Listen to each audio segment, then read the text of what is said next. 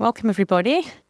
So I'm going to be speaking to you about to Kubernetes and beyond, maturing your platform engineering initiative. For those of you, just a little bit of a background in terms of who I am. So my name is Nicki. I'm the CEO and CTO at a company called SREday. We're a hands-on software development consultancy based here out of London. And we've helped a lot of our customers on their sort of platform engineering maturing journey. So helping them build their platforms and also adapt them sometimes when they go a little bit wrong. So what I'm going to be talking to you about today is taking a look at how they go about doing this, but specifically using the CNCF platform maturity model as an example of doing that. Now, on the right here, you'll see some example of the type of companies that we've worked with and the type of different kind of platforms that we will have built along the way. So I'm going to be drawing on some of those experiences as I go along. So in terms of the agenda, we're just going to start off with a little bit of an introduction. I'm not going to introduce platform engineering itself to you, but Dotan is going to in the next talk. So if you're looking for the intro or the 101, he's got that covered for you. But we're going to then go into just what is the CNCF platform maturity model, then have a look at some typical journeys that we see our clients going on when they go on these journeys. And then I'll just finish with some key lessons and some conclusions. So first off, just an introduction. What is the platform maturity model? So this was actually originally donated to the CNCF Foundation by a company called Syntasso, and Abby Bankser was one of the ladies really leading the charge there. So as Open Credo, we actually contributed to some of the pre-version of this model, but then in November 2023, it got released as version 1, and it's been around for about a year, and various people are looking at how do I use this to try and figure out my journey. So I'm going to take you through the framework and how you can use it and some of the experiences that we've had in what we do moving along as well. So I'm going to dive straight in there and just go straight to the model and say, let's have a look at it. What really is it? So I would say at its heart, it's really a collection or collation, shall I say, of the sort of patterns and the wisdom in a handy matrix style format that really allows you to see what are the different type of characteristics and the outcomes that I can expect at different stages of maturity when I'm building a platform. And it tries to provide you with enough information so that you can work out where are you on that journey, and then also maybe what are the limitations for the different areas that you're at and what can you do to improve. Now, it's not meant to be dogmatic, so it's not that all of these areas might apply to you. You can take some, add in others if you want to, but it provides a great way to start. And there's the aspects, which are the things on the vertical over here, and that's what I'll have a look at, the different areas, and then you've got the maturity level along the top. So first of all, we're going to look at the various aspects that you have a look at in the first instance. So the first one that you'll generally have a look at is what is the investment. So this really tries to have a look at what are the processes and what are the sort of process for allocating funds and also people to build your platform capabilities. Now, depending on where you are, your organization, you may come from the ground roots up and the grassroots and trying to build it from the developer side of things, or it may be mandated to you from the top. But whichever aspect or whichever end of the spectrum you come from, what you really want to make sure that you have enough time, money, and people in the right places to actually be able to do this correctly. And this is crucial to having a sustainable journey. Now, the second aspect is really looking at adoption. So this is how and why do users actually discover and use your internal platforms and their capabilities. Now, this is also not so much just on the use of the capabilities, but what actually motivates your users to do this. What you're really aiming for is a desirable platform at the end. You want a platform that the developers actually want to use and they're not just going to put aside. And depending on where you are, you may have the case where people don't even know there is a platform. There's just this loose collection of functionality somewhere and people are using it. And that's the one end of the spectrum. And then all the way to the other where you have a far more curated experience where it's very obvious that's what you've got. On the one end, you might have users that are being forced onto the platform. And on the other end, you'll have people that are really, that they buy into it and actually trying to encourage other people in the organization to get onto it as well. In terms of the interfaces, this looks at how do your users actually interact with and consume your platform capabilities. So this can be around different kinds of areas. So it could be the provisioning, the sort of the managing and the observing. And what you'll find is that in the beginning, you might use a lot of ticketing-based systems to do this, maybe even graphical portals. But as you mature, you'll find there's more APIs and there's more maybe command line tools that people can do this in a more automated way. On the operational side, this looks at how are the platforms and their capabilities actually planned, how are they prioritized and developed and maintained. So what I like to say is that, so if you buy a dog, you don't buy a dog for Christmas. It's the same for your platform. When you're going to build a platform, you don't just build it for the day one capabilities. You need to make sure that it's there to actually support all of the day two functionality that's required that your users are going to need. And this will include looking at things like how do you do upgrades? If you've got a Kubernetes cluster or something, how do you upgrade that under the covers with your users in a way that's not going to impact them? And if you don't consider this, or if you're earlier on in your maturity journey, you may miss some of these things, and these might be the things that you need to mature going forward. And finally, there's the measurement. And this has a look at what is the process for gathering and actually incorporating feedback and learning about your platform. Now, generally the saying goes, if you can't measure it, then it doesn't exist.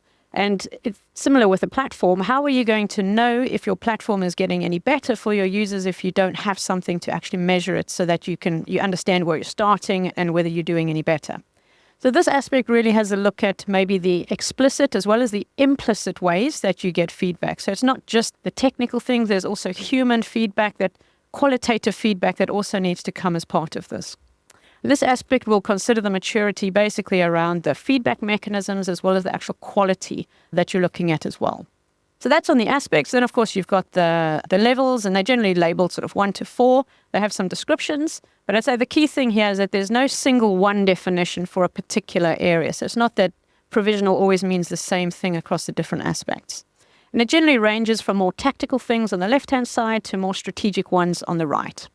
And that's also not to say that if you plot yourself and you find, oh, I'm on level 1, that's bad. It just means that's a particular area where, maybe for tactical reasons or wherever it is, that's where you're starting. It provides you with a place to understand what are the improvements, what are the things that I can do moving forward.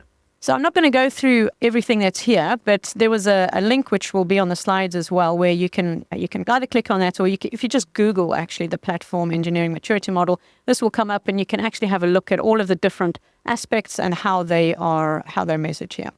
Now, what is worth noting is that as you're trying to maybe mature your platform, the further along you get, or the further along you try to get to the right-hand side, the generally you're going to need more funding and more of people's time.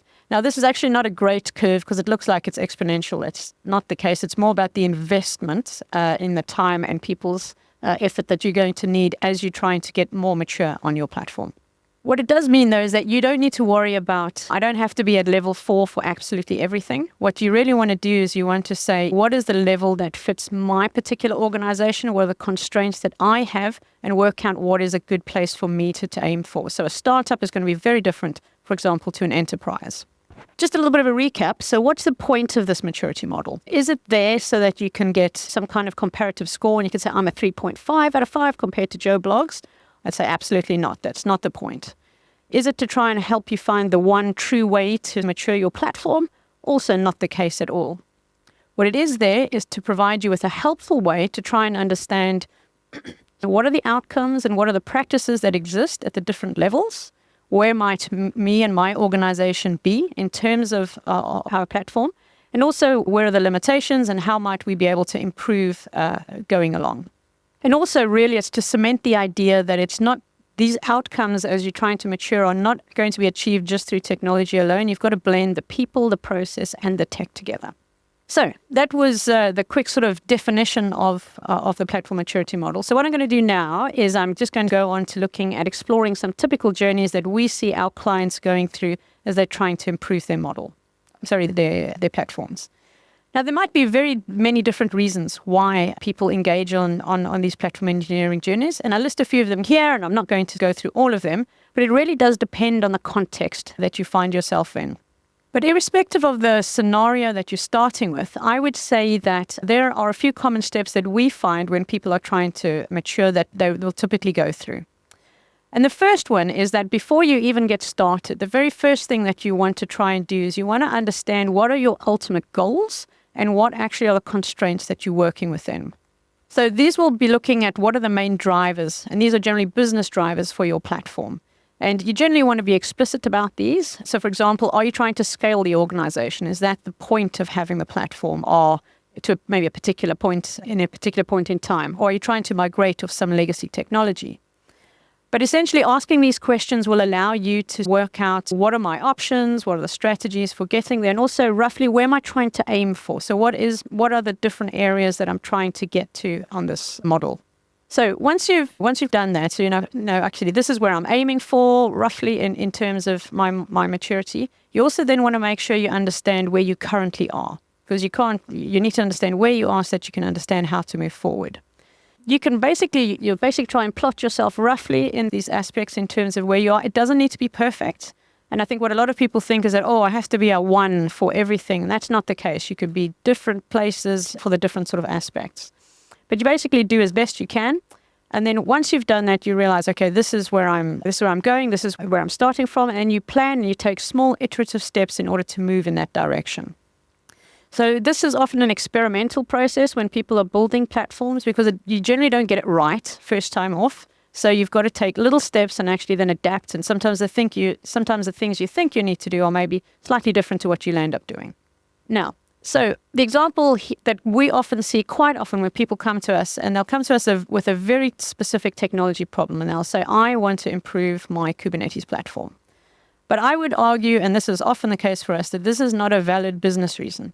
So when people come to us and they say, I want to improve the Kubernetes platform, the first thing they'll do is say, why? What is the actual reason behind that?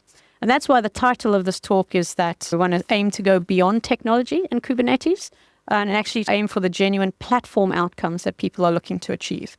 So the scenario that I am going to use as an example as I take you through this is this one over here, where you say, okay, maybe I'm growing, I need to scale, and I need to deliver faster and more effectively. Now, depending on where you're starting, if it's a startup, you might start in a particular place. I'm going to use an example of an enterprise or somewhere where maybe it's called a center of excellence or something like that. As we saw before, the first thing that you want to do is you want to understand, all right, if this is my setup, what are my business drivers and what are the constraints that I'm working within? Good examples in this type of scenario is that the enterprise would say, all right, maybe I committed to some business expansion. Maybe there was some M&A that was done along the tracks. And I need to upskill, I need to onboard 20 plus teams. And I'm looking to do it in about 12 to 18 months.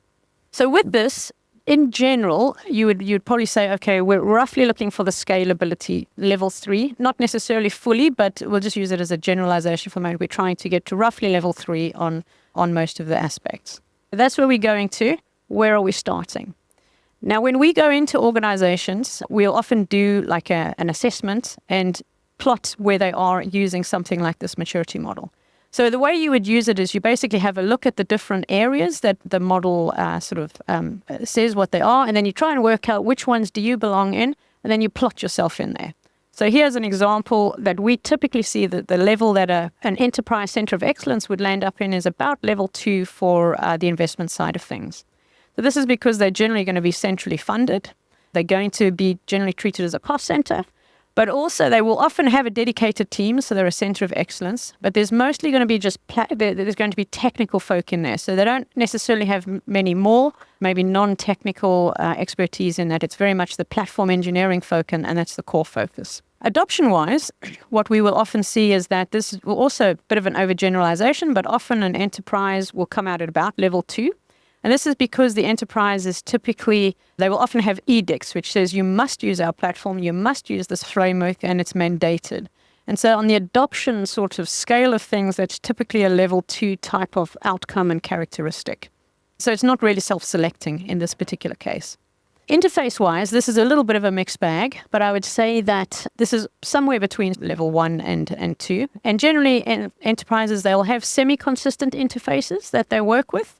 So quite often they will have interfaces which allow you to bootstrap onto the platform. So they'll have things like templates and things to help get developers up and running quickly. But then once they're up, they're left to their own devices. So they've got the bootstrapping, but they don't maybe have some of the tooling to help them further along down the line.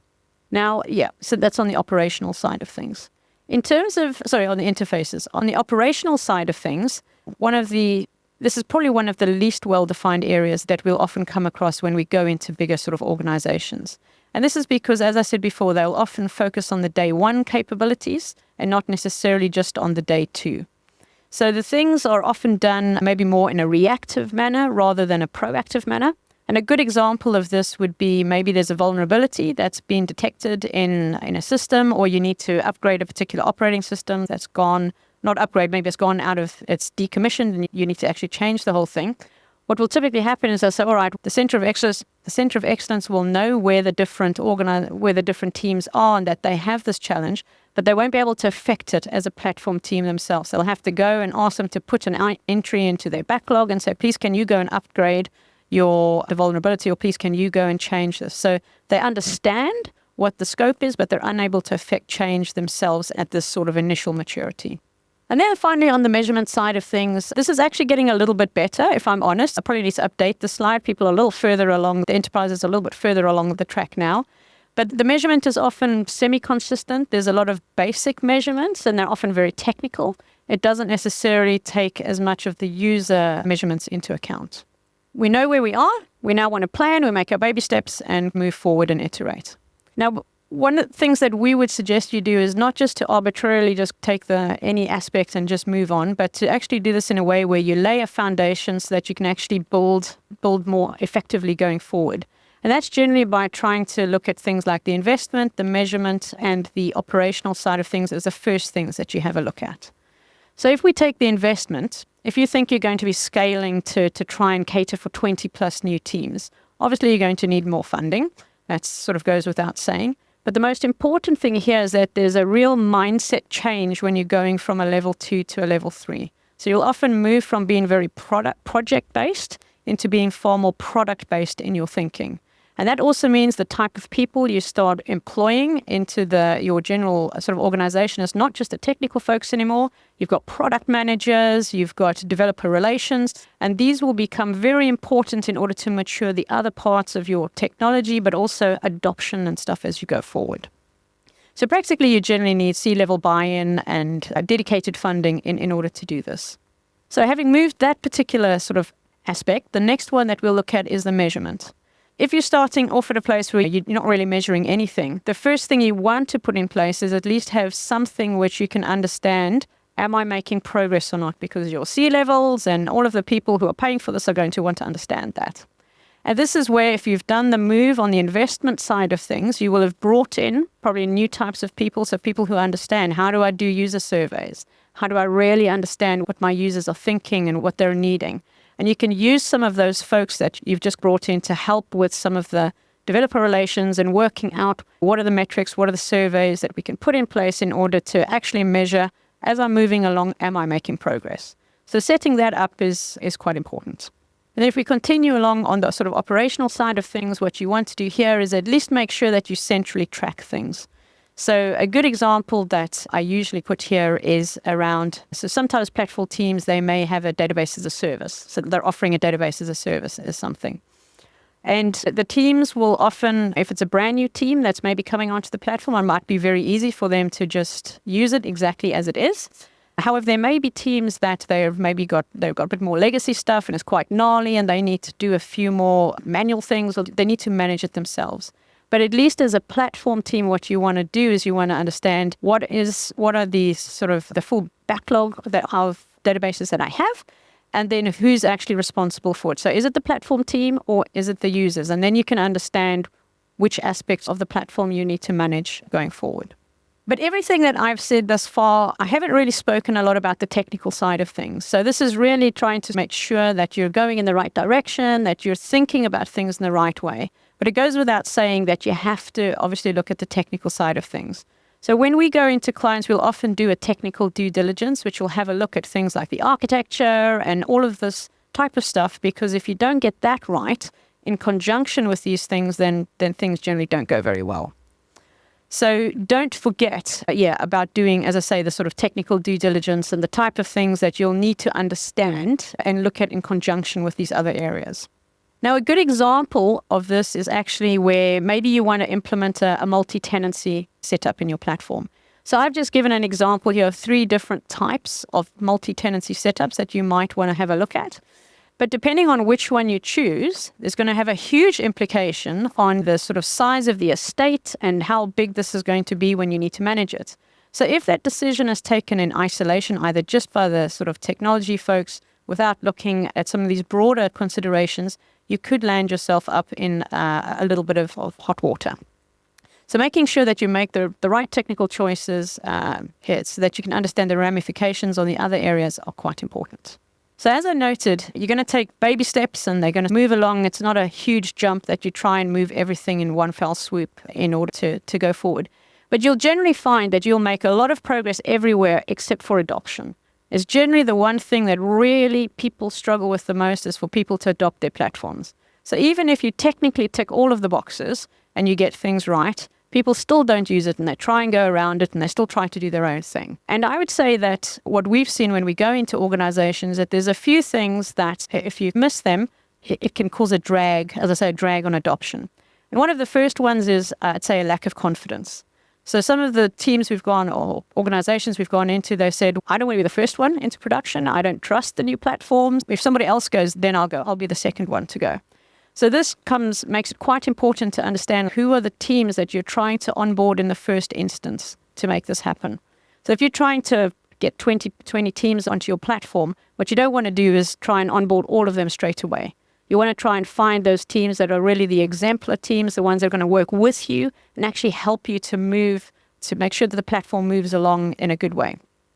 So that's one of the things. The other thing is often that there's insufficient features. So people will often build a platform, but the teams themselves, they don't have enough features to use it. So you've built me in the database as a service, but I don't have the queue or I don't have this. And so there's not enough of the services to actually allow them to go forward. So planning what you're going to offer as a platform is important. And a really key one is the developer relations. This we find absolutely crucial when we go into organizations, because if you don't have the teams that can go into the development teams themselves and actually help them to understand what is it that they need to do in order to onboard onto the platform, help them debug and work their way through some of these challenges, it can be quite a difficult experience for them.